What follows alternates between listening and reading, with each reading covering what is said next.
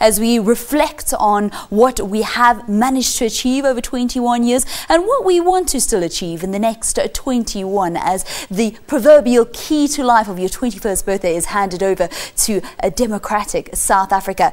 But she changes tune a little bit for this interview. She's speaking all about the fashion of Freedom Day. Ayanda, what's the latest there?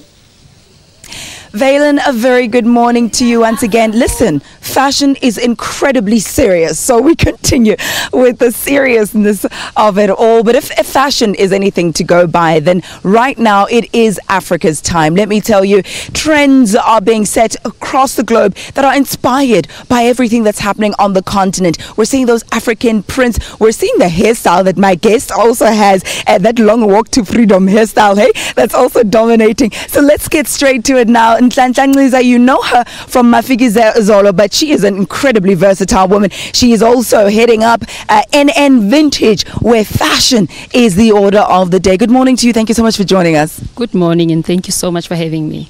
But there really has been an evolution in fashion, is it not? We are seeing a lot more focus on the continent, and even in these designs that you have for us today, Africa, the African prints, very much at the forefront. Most definitely. I think right now the world is looking into Africa, what's happening in the African continent, especially, you know, with fashion. And I'm so proud to say that as Africans, we are also starting to be proud of what we have, you know, our fabrics, our beautiful fabrics, and just incorporating, you know, them with other fabrics like sequence fabrics and making them stylish and making them to look beautiful enough to compete in the world stages. This Freedom Day, we're talking about creative freedom when it comes to fashion, claiming our own as our own, saying we are proud to be South African. Tell us a little bit about your designs, because I can see they are distinctly African with a touch of that vintage that you're always known for. But speak to us about what inspires you. What inspires me, honestly, especially when I did this particular collection, was the African continent itself. And I wanted people to see, you know, what Africa is all about, the bright colors, the vibrant people that we are, and most importantly, the confident women, you know, of this continent that we are. And I wanted to showcase that we brave, we fun, you know, we love color, we're not afraid to explore also, and that's what really inspired this particular collection. We're curvaceous as well, some of us. So speak to us about the type of woman that you cater for when you create your creations. You know, like I said, a confident woman, a woman who's not afraid to try new things, a woman who's not afraid of color, because I love color, and a woman who is a proud African, who's not afraid to go at any stage in the world and say, I'm a proud African, and wear Africa and represent Africa. So that's the kind of woman, you know, that I make clothes for.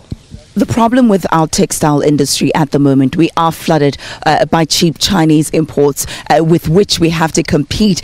And sometimes when you do your pricing, many people will rather, go towards something that's cheaper, perhaps even less quality, as opposed to supporting local artists, because it's not easy on the budget. Speak to us about your price range and how affordable it is, or maybe not, and you know, issues surrounding that. Well, my price range is quite affordable. I mean, any woman is not meant for, you know, celebrities or TV people. It's meant for every woman, and it's quite affordable. And when it comes to you know, the Chinese problem that we've got in the country, I think it's important that, you know, the government also comes through, and there needs to be some kind of a regulation, you know, when it comes to what is been brought into the country, and you know, even in terms of pricing, it's important that the government puts on some kind of regulations, so that, because, you know, it's important that people come through, but the clothes need to be original, and they need to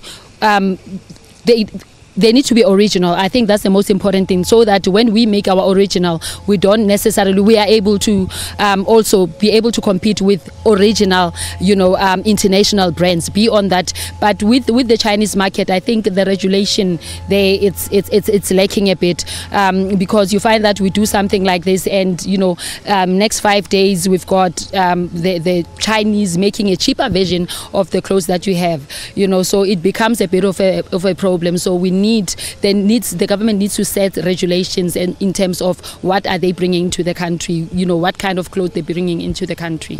All right, let's talk now about these beautiful ladies behind us, a bevy of beauties, and some of those creations. We're going to start with Khotatso in the beautiful purple dress. It looks to me very red carpet. Now, I know that you do. Do you provide clothes, by the way? Let me not assume, for everyday wear, other than the stunning piece by Khotatso?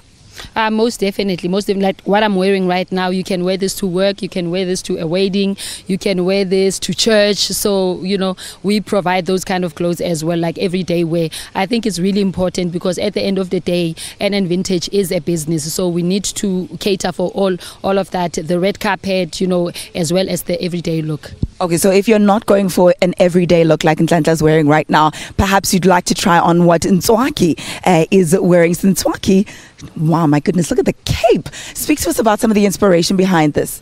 I wanted something that, like I said, something that could compete with anything from anywhere in the world. I wanted something to say, when you walk the red carpet, you say, I'm proudly African, but I'm standing out. And that's what inspired the two. And it's not often that you see people mixing the two fabrics, which is sequin and African fabric.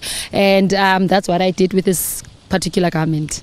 Love it. Now, I forgot the name of the third lady, and I knew I would, but because I practiced very hard. But she's also wearing sequins, and she's wearing something see-through with also those African prints there as well. It speaks to us about how the two worlds come together, because it's very elegant with a touch of African. Most definitely. You have to be creative and try and showcase also, your roots, where you come from. So we decided to mix the two. The net and the sequence and the design itself, it's quite trendy. It's something that is in. People sometimes, they would wear short dresses, but they don't want to show their legs. So we put a net on top just to make, everybody comfortable. And that's what we did with this dress. Yeah, that would be me. I've got issues with my knees, but I can get away with that. It's Nombasa, right? Nombasa looking absolutely beautiful. And I see your love for color in Nombasa's dress, because you had said that you love playing around with color. I think color is in as well. There's a beautiful either turquoise or teal. I'm not too sure. Hey, English, higher grade. All right. Nhlanhla, thank you so much for joining us. So there's your fashion freedom, or freedom fashion for the day. More from Morning Live in just a moment. Stay with us.